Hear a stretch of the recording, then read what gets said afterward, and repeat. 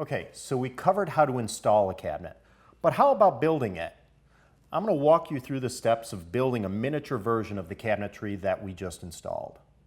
I like to start building my cabinetry by making the face frame first. The face frame is what fills the space and it's what the whole world sees. Now, I've already prepped and surfaced some stock here that's going to make up my rails and stiles, and I still need to cut it to length. At this point, I've got it planed down to 3/4 of an inch thick, and I've got it ripped to 2 inches wide. Now we're going to take it over to the Capex and we're going to cut it to length. I start by cutting the raw end off of my rail and stile stock. That'll become my reference edge.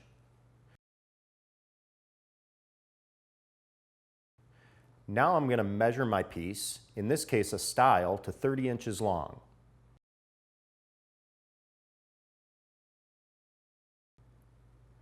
I'm going to align my layout mark with the laser on the Capex.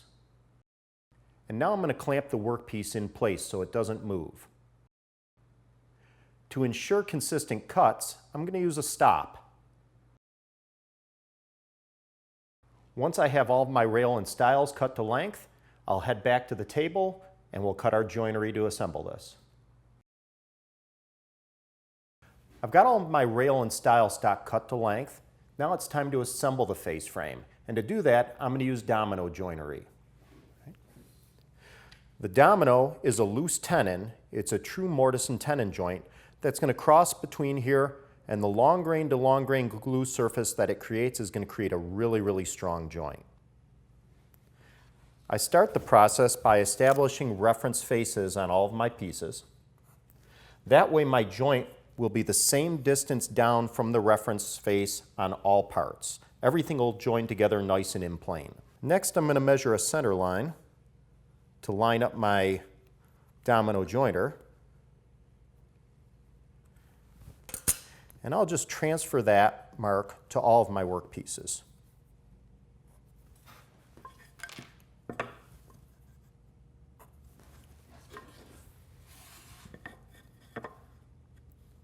I don't worry about being real fussy with my layout.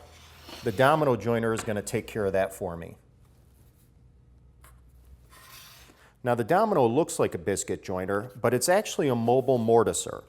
And this bit's going to come out of here. It's going to spin real quick, just like a router, and swipe back and forth. As a matter of fact, it's probably better to think of this as a router than anything else. It's going to create a mortise in the end grain and in the long grain of the frame pieces, and the tenon will provide a lot of glue surface, making a real tight joint. I clamp my workpiece to the MFT table to keep it secure. Now I'm going to line my domino up with my layout mark on my rail. This adapter is going to ensure that my domino stays consistent on all my rails, and I don't have to mark out any other joinery on rails, making the process even faster. Now with all of the rails done, I'm going to remove my trim stop adapter and I'm going to switch to the joinery on my stiles. Again, I position those on the edge of my table using a clamp to hold them in place, and this dog is going to keep the piece from pushing back as I mortise into it. Now with all of my joinery done, it's time to glue up the frame. The domino leaves a true mortise and tenon joint. And floating tenon joiner or loose tenon joinery has been seen as far back as ancient Egyptian times. So it's a tried and true joint. It's going to result in a really strong frame.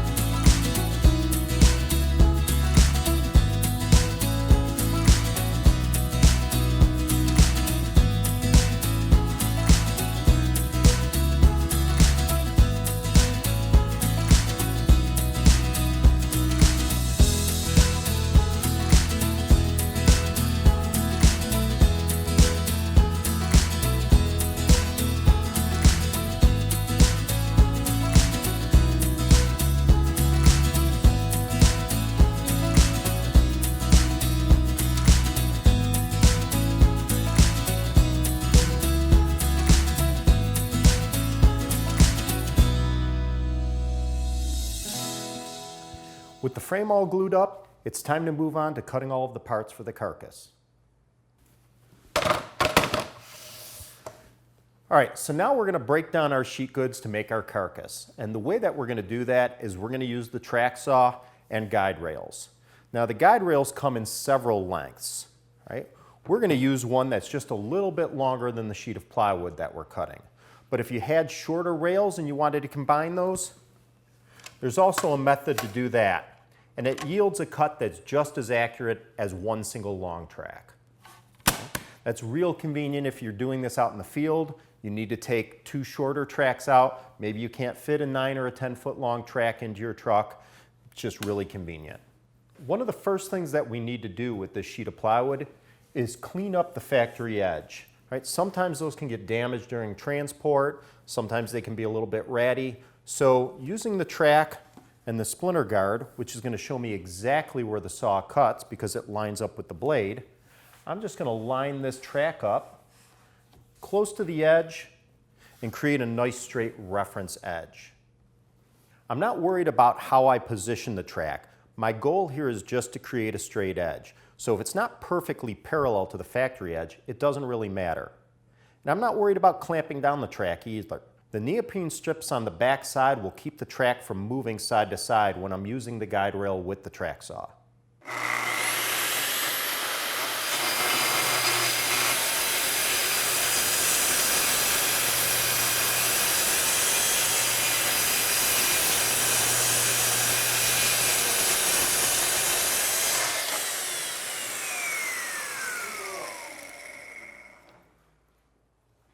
I've got a really good clean cut there and no burning.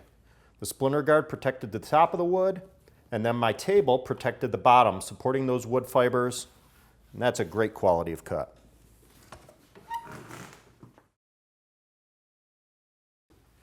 Now I'm only making one cabinet here, but typically I'd be making multiples, and I'd have a lot of pieces that would need to be ripped to the same width. So for consistency, I've added the parallel guides to my guide rail, and this is going to ensure that no matter how many parts I need to rip, they're all going to be the same width.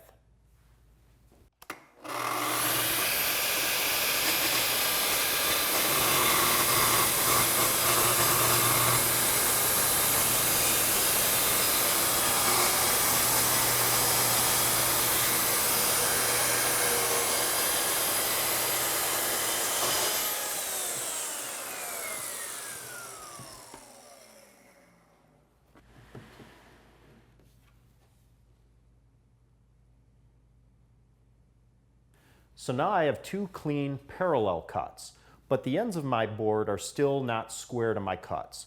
So now I'm going to transition my MFT table over to cross cutting. I'll square up the ends of my board and I'll cut my components to length.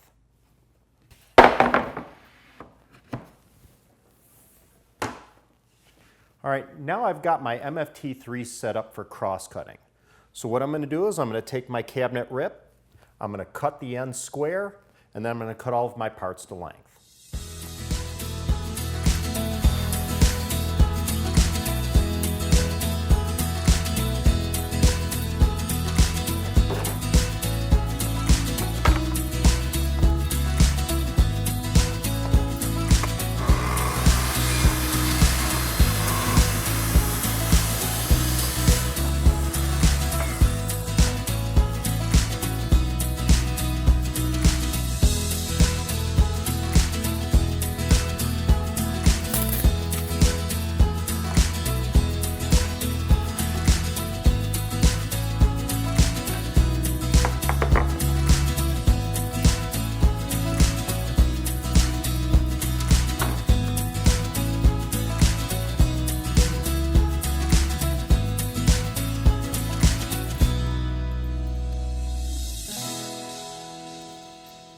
When I cut my workpiece, this part's going to fall. I need to support the end of it, so I'm just going to grab some spare sustainers and make my own little sawhorse.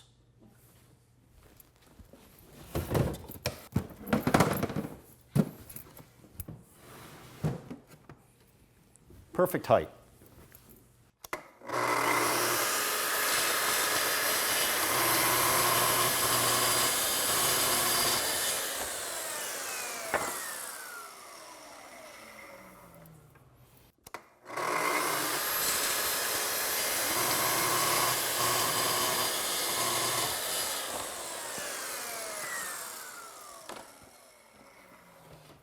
Now I'll just make another measurement, reset my stop, and I'll cut the tops and bottoms of my cabinet.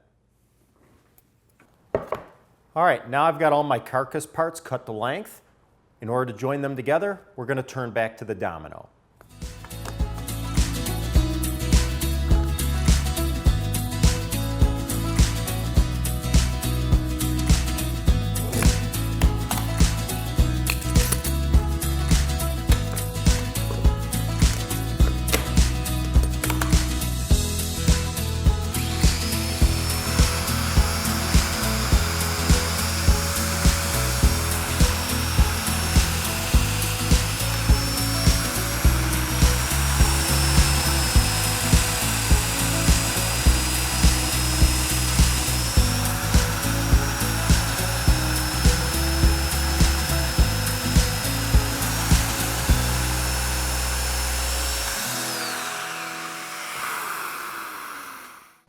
I've got the mortises cut in the top and the bottom of my carcass.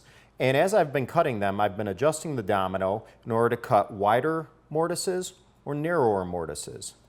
The wider mortises are going to allow me to do a really quick assembly, and the narrow mortises are going to keep the mortise really tight against the edges of the tenon, ensuring the front of the cabinet stays in plane. Now I'm going to install a support bracket on the bottom of the domino, and we're going to switch over to cut the matching mortises on the sides.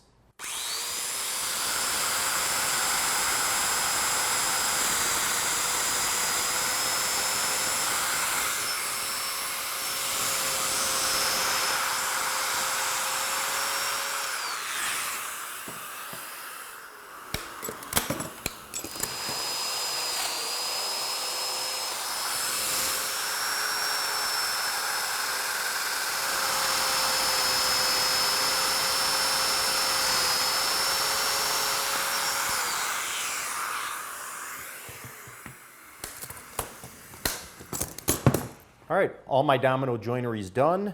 Now it's time for assemble, and I'm going to do a dry fit first. Now, here's a little trick, or a little tip. Instead of putting the dominoes into the side, where I have a thin veneer that's going to be backing up all the pressure from the domino, I'm going to put them in the tops and the bottoms, where there's a lot more meat at the bottom of the mortise. That way I don't poke through the veneer. It's perfectly lined up there. Good and flush at the top.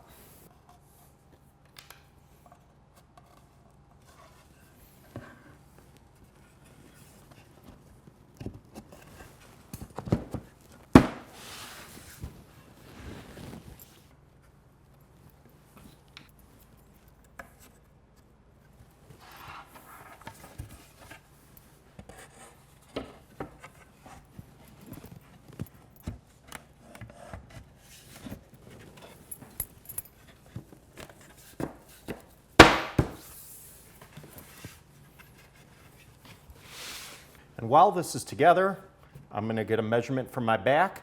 I'll cut that and apply it. So there's a lot of different ways that we could do a back on a cabinet. This is just going to be a planted on back. So it's just going to sit right on the back of the carcass. And I've done some measurements. I used my track saw and my MFT table, and I cut a back that's just the same size as the perimeter of my carcass. Now I'll just secure it with some screws.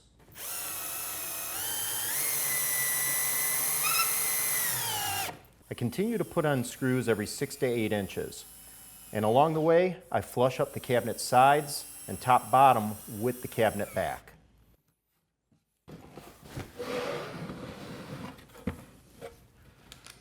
All right, now I'll just insert some dominoes into the mortises that we put in the front, and I'll slide the face frame into place.